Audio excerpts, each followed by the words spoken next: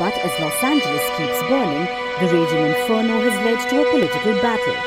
California is a blue state headed by Democratic Governor Gavin Newsom. US President Joe Biden, too, was supposed to be in Rome today, but he cancelled his visit to monitor the situation.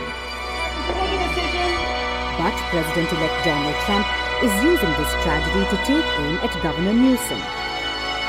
He's accused the state government of gross incompetence.